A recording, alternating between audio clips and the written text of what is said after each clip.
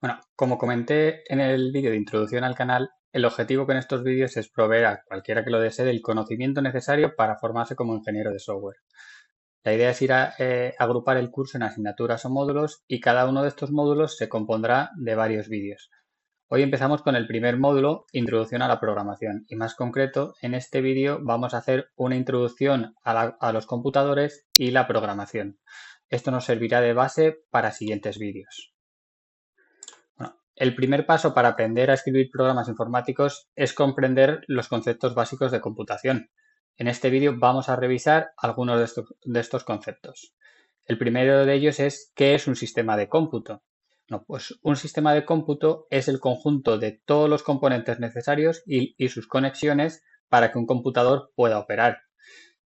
Bueno, podemos agrupar todos los componentes básicos en dos grandes categorías, los componentes hardware y los componentes software.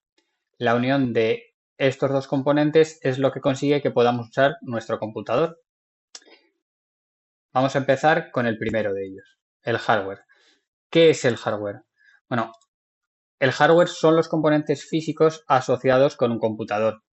Este es un concepto muy amplio, así que vamos a ver cuáles son los componentes hardware principales. Bueno, aquí vemos un diagrama en el que podemos ver estos componentes hardware básicos. Entre ellos tenemos los dispositivos de entrada, que los vemos a la izquierda, los dispositivos de salida a la derecha.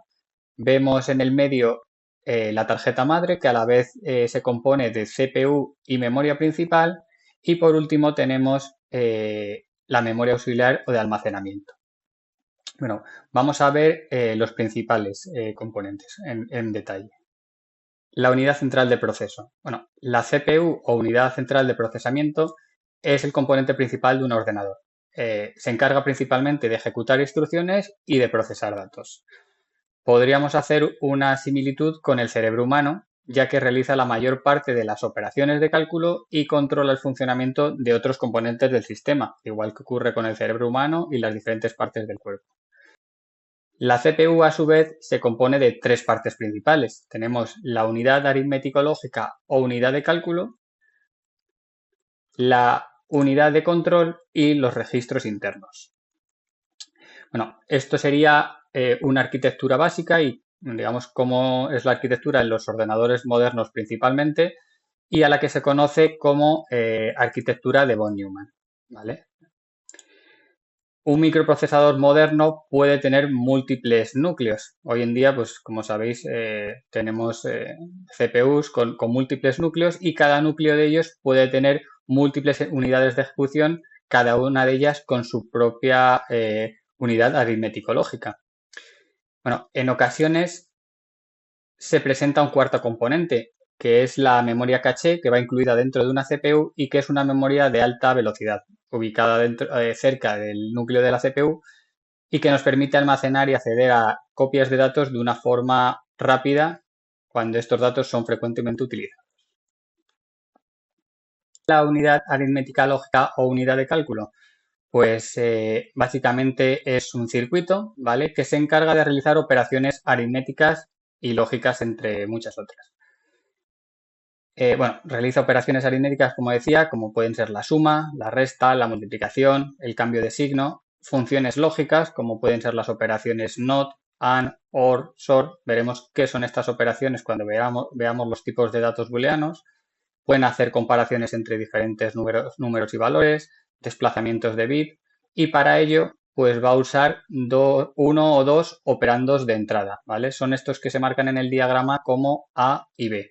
Además va a generar una salida, ¿vale?, un resultado que viene representado aquí con la R. Puede recibir entradas que vienen de la unidad de control, ¿vale? Por ejemplo, para decirle a esta unidad aritmético-lógica qué tipo de operación se desea hacer, y además puede generar un estado de salida, que es esta señal D que vemos aquí. Bueno, la unidad aritmético-lógica debe procesar los números usando el mismo formato que el resto del circuito digital. Por lo general no van a usar el sistema decimal que usamos las personas, sino que, bueno, en la mayoría de casos van a usar una representación del número binario, ¿vale? Los números binarios pues son números que vienen representados en base 2 y por lo tanto vienen representados con unos y ceros. Además, normalmente van a utilizar el sistema binario y además en lo que se denomina en complemento a 2, que es una forma de representar números negativos con el sistema binario, ¿vale? La otra parte que teníamos de una CPU era la unidad de control. Bueno, la unidad de control tiene como objetivo el buscar las instrucciones en la memoria principal, ¿vale? Un programa que haya sido cargado anteriormente en la memoria principal, decodificar estas instrucciones e interpretarlas o ejecutarlas, puede llegar a generar algunos resultados que se almacenen en los relos o que genere señales que vayan hacia otros componentes de nuestro computador. Bueno, para la ejecución de las instrucciones, en ocasiones necesitará hacer uso de esa unidad aritmético-lógica o unidad de cálculo y de los registros internos. Bueno, se puede pensar en la unidad de control como una máquina de estados, ¿vale? Nuestro ordenador parte de un estado inicial, va a recibir ciertas entradas y ciertas señales y eso nos va a llevar a un nuevo estado en el que queda nuestro ordenador después de ejecutar esas instrucciones. Bueno, simplificando mucho su funcionamiento, el flujo de la CPU y la unidad de control es básicamente ir leyendo instrucciones de un programa, como decía, que se ha cargado en memoria, ¿vale? Empezando por la primera instrucción del programa, que decodificará y en algunos casos será necesario que divida en partes más pequeñas, ¿vale? Porque una instrucción puede ser más o menos compleja y puede ser necesario que para que nuestra CPU ejecute una instrucción la divida en trocitos más pequeños. Y cuando se produce esa ejecución de esa instrucción, puede generar señales hacia otros componentes o necesitar almacenar datos en registros internos o en la memoria principal. Al terminar de ejecutar la instrucción por completo, leerá la siguiente instrucción del programa, que normalmente será la inmediatamente posterior a la instrucción que está ejecutando actualmente, salvo en ciertas circunstancias, por ejemplo, que se tenga que producir un salto hacia otra parte del programa debido a una instrucción condicional, a una llamada de una función o, bueno, por otros motivos, ¿vale? Bueno, para realizar este flujo que hemos comentado, pues la unidad de control utiliza varios subcomponentes. Aquí, bueno, vemos un diagrama muy simplificado, ¿vale? De lo que sería una unidad de control.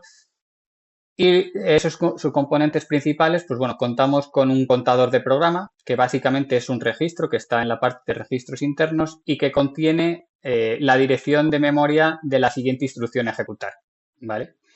Bueno, cuando se inicia la ejecución de un programa, pues este contador de programa estará apuntando a la primera instrucción del programa. Según vaya ejecutando el programa, ese contador de programa irá incrementando su valor, ¿vale? Como decía, normalmente de forma secuencial, salvo que por algún motivo se produzca un salto, ya sea porque se produzca un salto en el programa, una ruptura de secuencia debido a una llamada de una función o por otros motivos. Bueno, este contador de programa, como digo, está apuntando a la siguiente instrucción que se va a ejecutar y esa instrucción se almacenará en lo que llamamos el registro de instrucción, ¿vale? Bueno, este contiene la instrucción que se está ejecutando en cada momento, ¿vale? Y esta instrucción, normalmente las instrucciones se dividen en dos partes. Tenemos el código de operación o opcode, ¿vale? Y los operandos o dirección de memoria con el que se quiera operar. Nos podemos imaginar que el opcode podría ser la operación suma, ¿vale? Y además la instrucción contiene los operandos, pues el valor 1 y el valor 3, ¿vale? En ese caso significaría que se va a hacer una suma de esos dos valores. O puede ser que la instrucción sea un salto a una dirección de memoria, ¿vale? Bueno, pues esos opcodes normalmente van a estar codificados, ¿vale? No se por tema de optimización de memoria, normalmente estarán codificados. Y para que nuestra unidad de ejecución pueda interpretar esa instrucción, pues se necesita un decodificador, ¿vale? Que lo que va a hacer es interpretar la instrucción para su posterior proceso. Además, nuestra unidad de control contiene normalmente dos subcomponentes extra. Tenemos por una parte el reloj, ¿vale? El reloj lo que hace es proporcionar una sucesión de impulsos eléctricos a intervalos constantes. Igual que un reloj de los que utilizamos cada día, ¿vale? Que nos genera impulsos cada segundo, milisegundos o minutos, ¿vale? Pues el reloj del ordenador hace básicamente lo mismo Y en conjunción con lo que llamamos el secuenciador, esto es lo que nos permite dividir una instrucción, ¿vale? Como decía, una instrucción que puede ser más o menos compleja en trocitos más pequeños, ¿vale? Y ese reloj y ese secuenciador lo que van a hacer es ir ejecutando esos pasos más pequeños hasta que se haya completado la ejecución de la instrucción, ¿vale? O sea que el secuenciador utiliza los pasos que genera el reloj para ir ejecutando esos pasos. Por otra parte, veíamos que otro de los componentes básicos hardware era la memoria principal y que también está alojada en la tarjeta madre, ¿vale? En la tarjeta madre o motherboard, ¿vale? Bueno, cuando una computadora ejecuta instrucciones, usualmente requiere guardar los resultados de una forma temporal.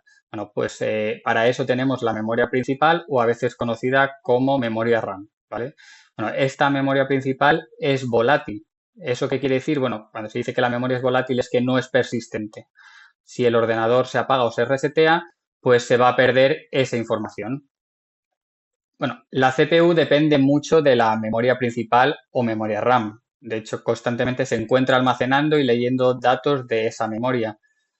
Con esta interacción tan constante y tan frecuente es necesario que la CPU y la memoria principal puedan comunicarse de manera muy rápida, ¿vale? Para asegurar esa comunicación rápida, ambos elementos se encuentran físicamente colocados de manera muy cercana en esa tarjeta madre, ¿vale? Y se encuentran construidos con chips. Veremos la diferencia entre lo que es cómo se construye una memoria principal y tradicionalmente la memoria auxiliar. Bueno, en esta imagen que vemos aquí en esta diapositiva, pues vemos la tarjeta madre, ¿vale? Con el chip de CPU y los slots o ranuras para la memoria RAM. Normalmente un ordenador va a tener varias, una, dos, tres o cuatro ranuras para memoria RAM y de esa forma podemos incrementar o decrementar la capacidad de memoria principal que tiene ese ordenador. Bueno, aparte de la memoria principal, como comentábamos, tenemos la memoria auxiliar. Bueno, decíamos que la memoria principal es volátil y eso significa que los datos se pierden una vez que la computadora se apaga. El usuario podría preguntarse, si los datos se pierden, entonces, ¿cómo puedo guardarlos de forma permanente en la computadora? Bueno, la respuesta está en la memoria auxiliar o de almacenamiento.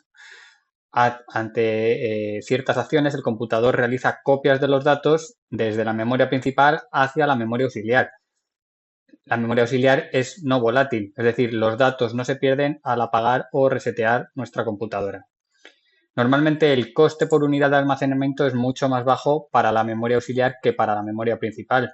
Y mientras hoy día no es extraño ver ordenadores con teras de almacenamiento de memoria auxiliar, como el disco duro, la memoria RAM es cara y solemos hablar de unos pocos gigas de memoria y no de teras.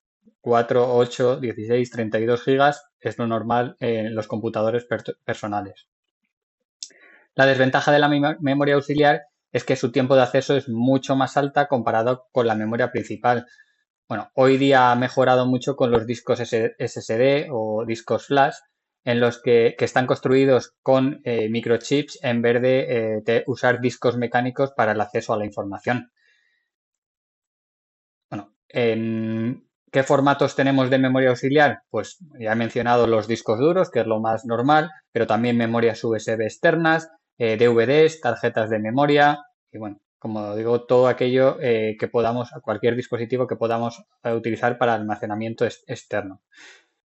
Hasta ahora hemos hablado de 4 tipos de memoria. Teníamos los registros internos y la caché que estaban construidos dentro de la propia CPU, la memoria principal o memoria RAM que estaba instalada dentro de la tarjeta madre junto con la CPU y veíamos la memoria auxiliar o de almacenamiento. Bueno, aquí se muestra la jerarquía de memorias, donde las de más arriba en la pirámide son las más cercanas a la CPU y las de más abajo son las más alejadas. Igualmente, las de arriba tienen una capacidad menor de almacenamiento, pero normalmente mayor velocidad de acceso, y las de abajo tienen mayor capacidad de almacenamiento, pero son más lentas, ¿vale? Además, las de arriba, que los registros del procesador y la memoria caché y la memoria RAM son volátiles, es decir, se pierde la información cuando se apaga el ordenador, mientras que las de abajo, el disco duro o discos y copias de seguridad, son no volátiles, es decir, persistentes. Por último, en esta última parte de hardware vamos a hablar de los dispositivos de entrada y salida.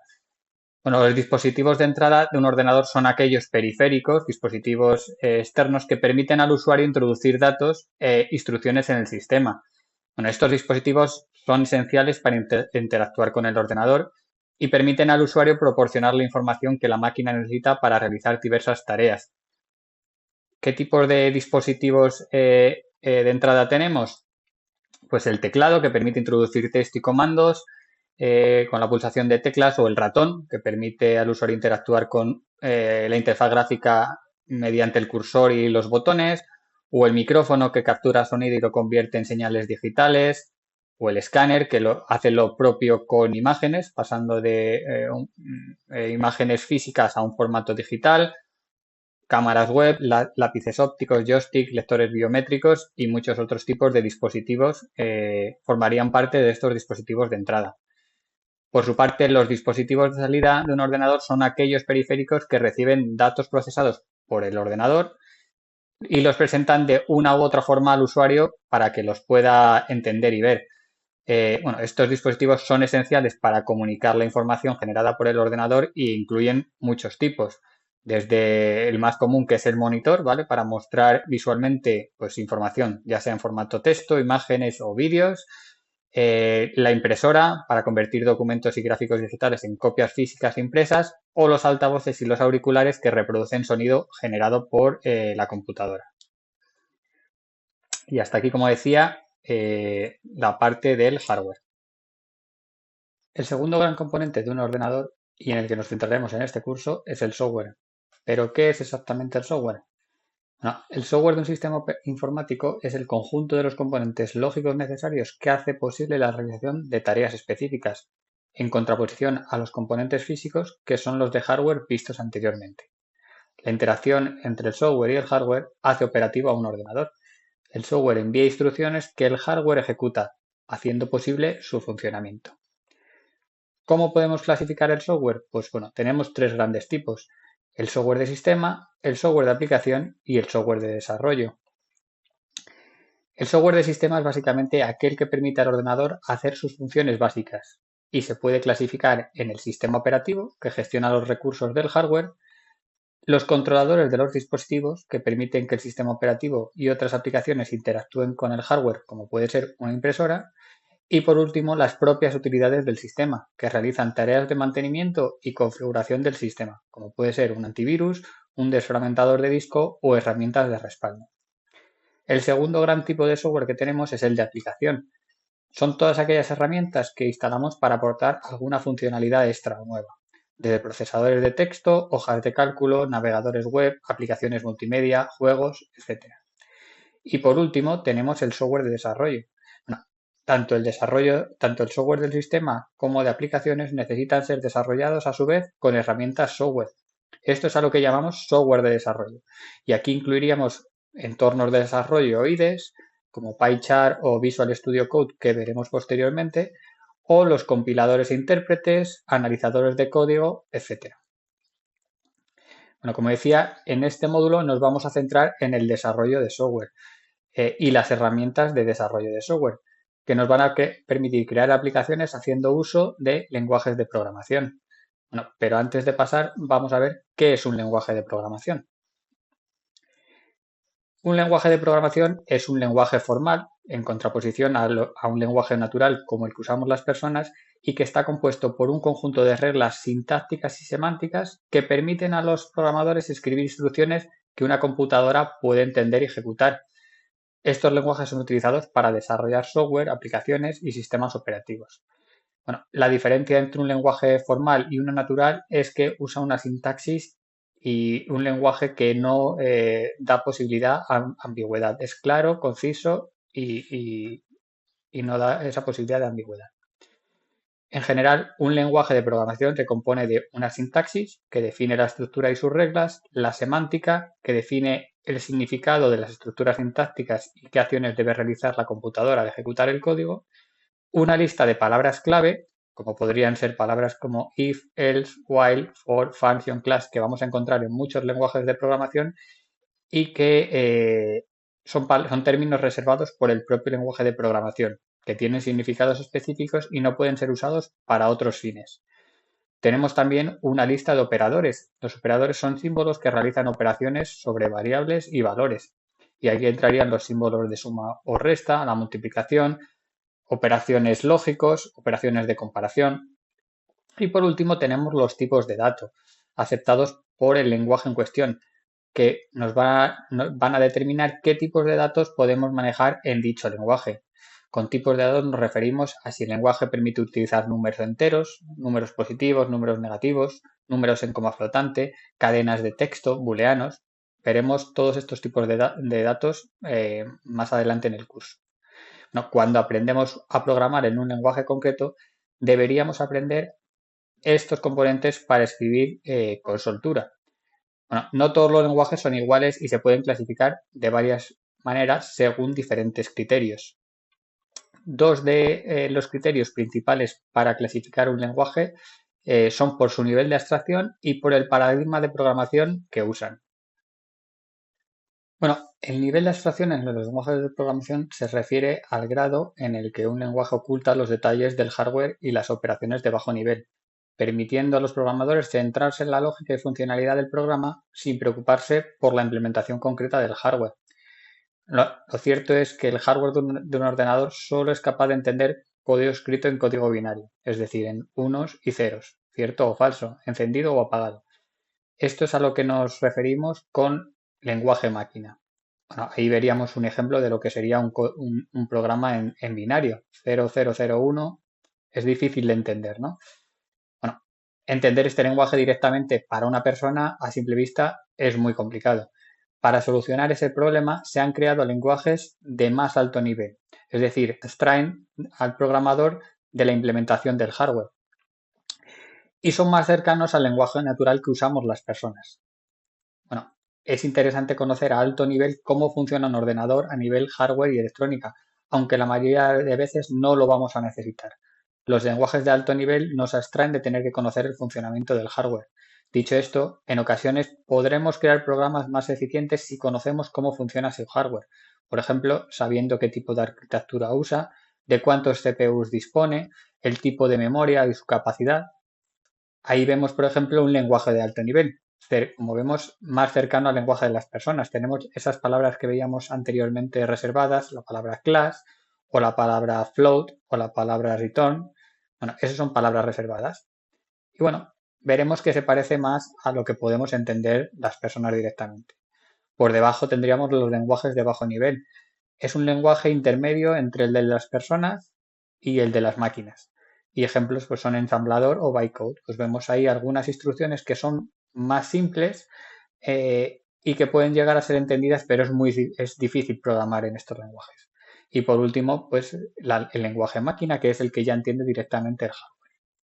Pero, bueno, ¿cómo podemos pasar de un lenguaje de alto nivel, o sea, el que utiliza el programador, a un lenguaje de bajo nivel y a un lenguaje máquina? Bueno, para eso contamos con los compiladores e intérpretes. Bueno, los compiladores son los encargados de convertir los lenguajes de alto nivel a lenguaje máquina. ¿Vale? La diferencia entre un compilador y un intérprete es que mientras que el compilador es un programa que traduce todo el código fuente que escribe el programador al lenguaje máquina antes de su ejecución, ¿vale? O sea, hace una transformación de lenguaje de alto nivel a lenguaje máquina completa directamente y antes de su ejecución en el ordenador. Por su parte, el intérprete es un programa que lee y ejecuta el código del programa línea por línea y lo traduce al lenguaje máquina durante la propia ejecución. Es decir, va cogiendo cada línea que ha escrito el programador, la interpreta y la ejecuta, ¿vale? Y va línea por línea. No hace una traducción de una sola vez antes de la ejecución, sino que va haciendo la conversión durante la ejecución.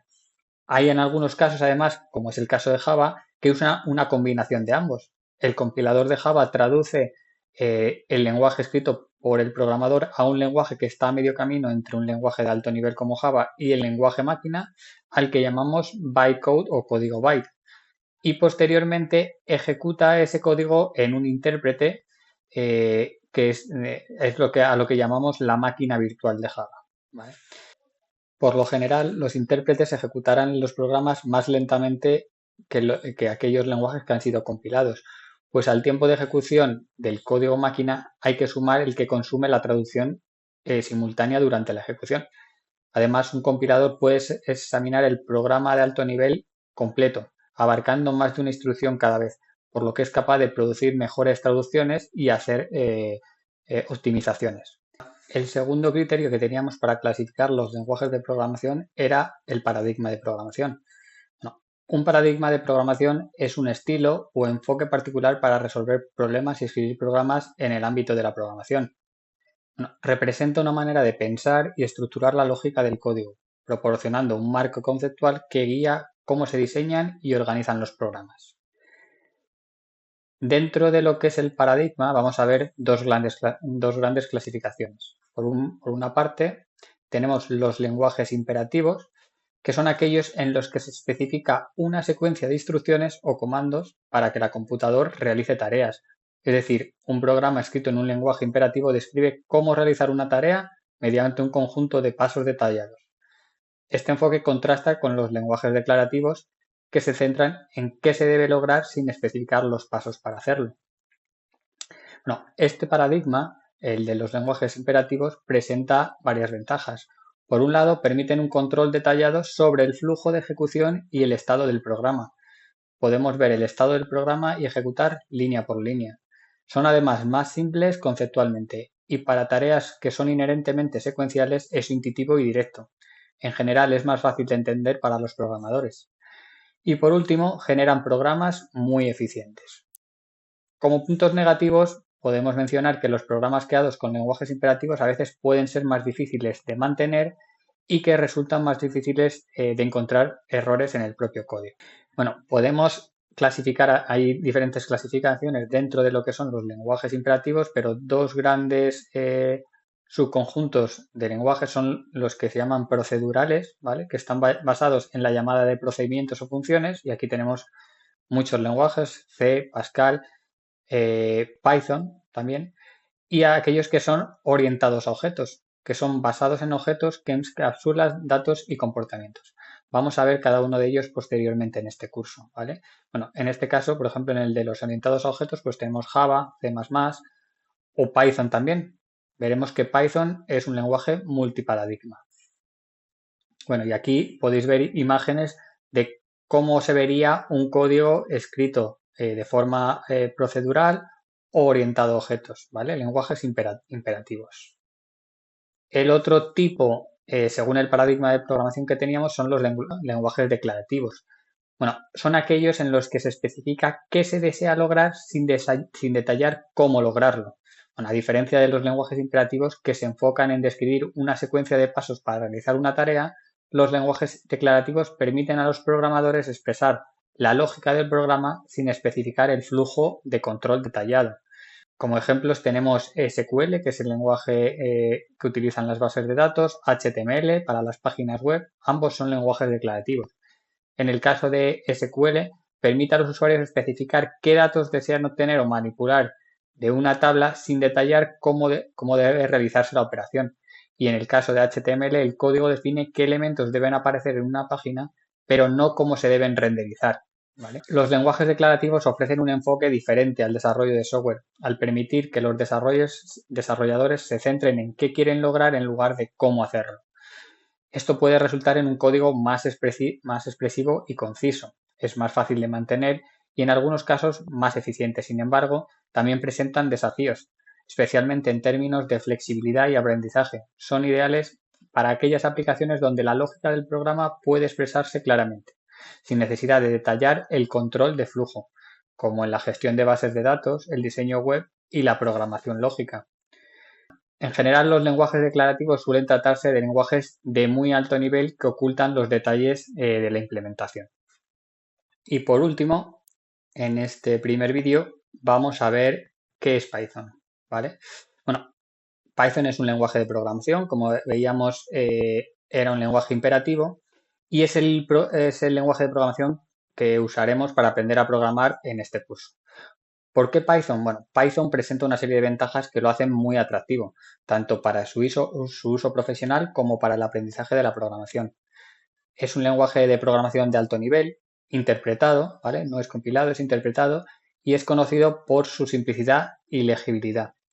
Fue creado por Guido van Rossum y su primera versión fue lanzado en 1991. Desde entonces, Python ha crecido en popularidad y se ha convertido en uno de los lenguajes de programación más utilizados en el mundo.